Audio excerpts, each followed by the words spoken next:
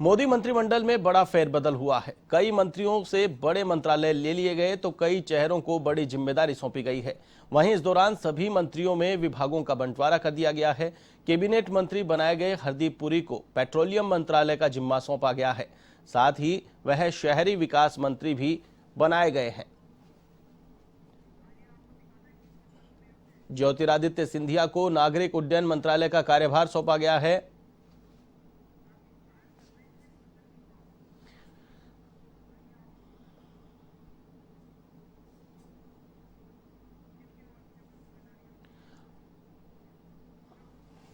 आइए आपको दिखाते हैं ग्राफिक्स के जरिए किन किन मंत्रियों को क्या क्या प्रभार मिला है। ज्योतिरादित्य सिंधिया को नागरिक उड्डयन मंत्रालय का प्रभार, सर्बानंद सोनोवाल को बंदरगाह जहाजरानी का प्रभार मिला है, तो वहीं अजय भट्ट को रक्षा मंत्रालय, कपिल पाटिल को पंचायती राज मंत्रालय राज्य मंत्री, शांतनु ठाकुर को बंदरगाह जहाजरानी जलमार्ग मंत्रालय में राज्य मंत्री, पशुपति पारस खाद्य प्रसंस्करण उद्योग मंत्री बनाए गए हैं, नारायण राणे सूक्ष्म लघु और मध्यम उद्यम मंत्री बनाए गए हैं, मीनाक्षी लेखी को विदेश मंत्रालय में राज्य मंत्री और संस्कृति मंत्रालय की राज्य मंत्री बनाया गया है, शोभा करांडले को कृषि का जिम्मा सौंपा गया है, अनुप्रिया पटेल को वाणिज्य और उद्योग मंत्रालय में राज्य मंत्री का जिम्मा सौंपा गया है।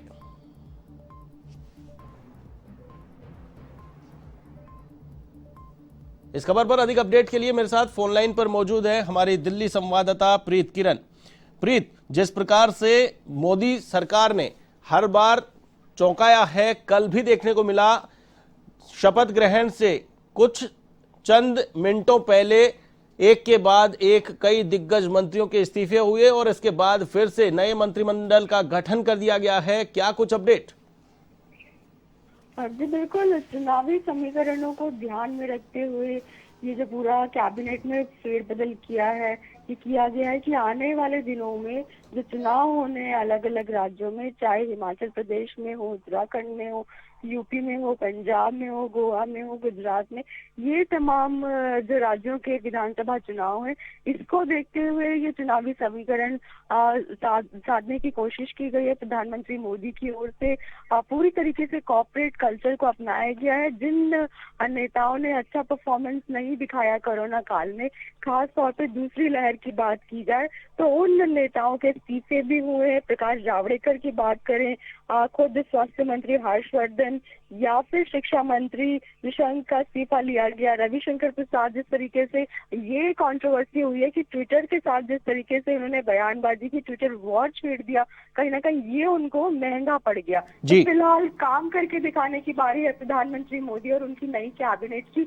उनके लिए बेहद कम समय है। मॉनसून सत्र से पहले तमाम जो मंत्री परिषद में नए चेहरे, जो 36 नए चेहरों को एंट्री दी गई है और 7 जो नए मंत्री हैं पुराने, उनको प्रमोशन दिया गया। कहीं ना कहीं ये अब उनके परफॉर्मेंस की बारी है, क्योंकि प्रधानमंत्री मोदी ने पहले ही ये संकेत दे दिए कि बेहद कम समय बाकी है चुनाव में। ऐसे में तमाम मंत्रियों को काम करके दिखाना होगा। बड़े चेहरों को इस कैबिनेट में बिल्कुल भी जगह नहीं दी गई। वो चेहरे जो कि जमीनी स्तर पर उतर सके, लोगों के बीच पहुंच सके, उनको इसमें जगह दी गई है। यही वजह है कि कल जो कैबिनेट की बैठक बुधवार को रूटीन में होनी थी, उसको पोस्टपोन किया गया और मंत्रिमंडल विस्तार के बाद आज शाम को कैबिनेट की बैठक बुलाई गई है। उसके बाद जो नए चेहरे जो फेरबदल किए गए हैं, उनके साथ में मंत्रिमंडल की जो मंत्रिपरिषद की बैठक होनी है, उसमें प्रधानमंत्री मोदी खुद रहेंगे। जिस तरीके से क्या फेरबदल किया है, जो नए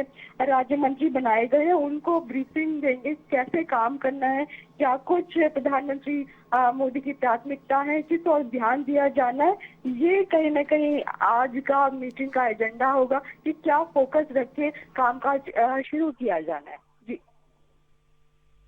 जी बिल्कुल, जिस प्रकार से आज पहली मीटिंग होगी नए मंत्रिमंडल के साथ में, तो क्या उम्मीद लगाई जाएगी कि क्या 2024 का चुनाव सामने होगा या फिर जो राज्यों में चुनाव है उसको लेकर भी रणनीति बनाई जाएगी?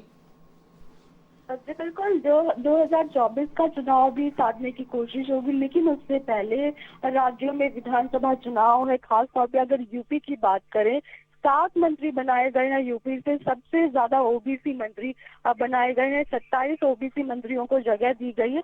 तो कहीं ना कहीं यूपी चुनाव को साधने की कोशिश है। गुजरात के दो जो मंत्री हैं उनको प्रमोट किया गया है तो ये एक बताया जा रहा है कि खास तौर पे जो रणनीति अपनाई गई है उसमें ये बताने की कोशिश की गई है कि जो प्राथमिकता है फिलहाल विधानसभा चुनाव है, क्योंकि दूसरी लहर के बाद कहीं ना कहीं मोदी सरकार लगातार जो नेता है वो बैकफुट पे जा रहे थे। उनका जो परफॉर्मेंस था वो जनता के बीच में नहीं पहुंच रहा था, तो कहीं ना कहीं उसको एक सुधारने की कोशिश की गई है।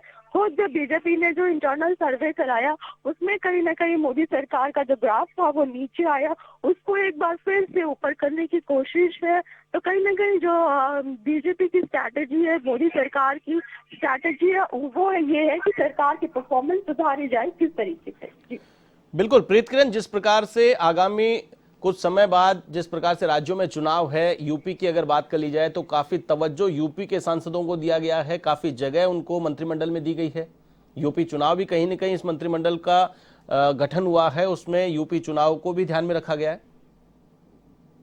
जी बिल्कुल, पूरी तरीके से यूपी चुनाव को फोकस किया गया। अनुप्रिया पटेल अपना दल जो कि बीजेपी की सहयोगी दल मानी जाती है उनको प्राथमिकता दी है, क्योंकि क्षेत्र में जो वोट बटोरने का काम है उनकी पार्टी की ओर से किया जाएगा एनडीए गठबंधन के लिए। ठीक इसी तरीके से सत्यनारायण बघेल को जगह दी गई है, आगरा से सांसद है, उनको कैबिनेट में जगह दी गई है। तो कहीं ना कहीं इस तरीके के जो तमाम नेता हैं, पंकज चौधरी जिनको जगह दी गई है महाराजगंज से आते हैं, वो कहीं ना कहीं बीजेपी के लिए एक बड़ी लीड साबित हो सकते हैं वोट के मामले में। तो ये जो तमाम नेता हैं, 6 बड़े चेहरे यूपी से लेकर के आए गए हैं। ये संतुलन बैठाने की कोशिश की गई है, सामाजिक संतुलन की, ओबीसी को भी साथ में रखा जाए। एससी वर्ग से 12 जो चेहरे हैं वो शामिल किए गए, 2 को कैबिनेट रैंक दी गई है। इसी तरीके से एसटी जो शेड्यूल ट्राइब्स है उनमें से भी 8 जो चेहरे हैं उनको लिया गया, 3 को कैबिनेट में जगह दी गई है, 5 अल्पसंख्यक वर्ग से लिए गए हैं। तो कहीं ना कहीं ये सभी जो लोग हैं, सभी जातियों को, समीकरण को साधने की कोशिश की गई है। सबका साथ सबका विकास बीजेपी का नारा है, और यही जो नारा है ये जो कैबिनेट का जो विस्तार किया गया इसमें साफ तौर पे दिखाया गया। हालांकि दिल्ली से जो कैबिनेट मंत्री थे, स्वास्थ्य मंत्री हर्षवर्धन को हटाकर मीनाक्षी लेखी को शामिल किया गया, ये कहीं ना कहीं दिल्ली बैकफुट पे नजर आई है। वहीं अगर राजस्थान की बात करें तो राजस्थान से केवल एक चेहरे को जगह दी गई है।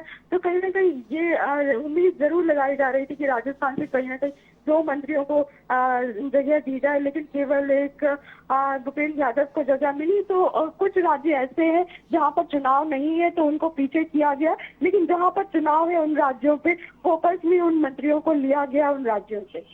बिल्कुल, राजस्थान की जैसे आपने बात करी तो राजस्थान में भूपेंद्र यादव को दिया गया। उसके अलावा बात करें अश्विनी वैष्णव जो कि जोधपुर के रहने वाले हैं, तो उनको भी राजस्थान से जोड़कर देखा जा सकता है। इस प्रकार से अगर देखा जाए, केंद्र ने बैलेंस बनाने का प्रयास किया। जोधपुर में अब 2 मंत्री हो चुके हैं, जोधपुर से अश्विनी वैष्णव को मंत्रिमंडल में लिया गया। साथ ही साथ जिस प्रकार से पहले से ही जल शक्ति मंत्री गजेंद्र सिंह शेखावत मंत्रिमंडल में शामिल हैं, तो ऐसे में राजस्थान को भी कहीं न कहीं 2 मंत्रियों के साथ जोड़ करके देखा जा सकता है। जी बिल्कुल, उम्मीद ये लगाई जा रही थी कि राज्य मंत्री के पद से कैलाश चौधरी को हटाया जाए, लेकिन ऐसा नहीं हो पाया।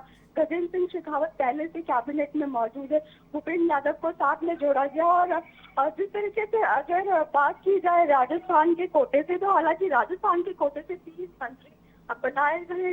जो जिस तरीके से आपने रेल मंत्री की बात करी, तो वो जो है उड़ीसा के कोटे से आते हैं, लेकिन जरूर अश्विनी वैष्णव जो पढ़ाई जो है वो जोधपुर से की है और राजस्थान की रहने वाली है, इसमें एक तरीके से उनको राजस्थान से जोड़ा जा सकता है। लेकिन सभी जो समीकरण है वो साधने की कोशिश की गई है। पूरी तरीके से कॉर्पोरेट कल्चर के माध्यम से के तहत जो है मोदी सरकार ने ये जो कैबिनेट का विस्तार किया है।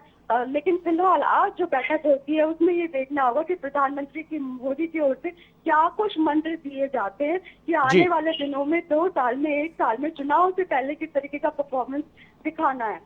जी बिल्कुल, चलिए, तमाम जानकारी के लिए बहुत बहुत शुक्रिया। तो ये थी हमारी दिल्ली संवाददाता प्रीत किरण, जिन्होंने बताया कि आज मोदी मंत्रिमंडल की बैठक होगी। काफी अहम इस बैठक को माना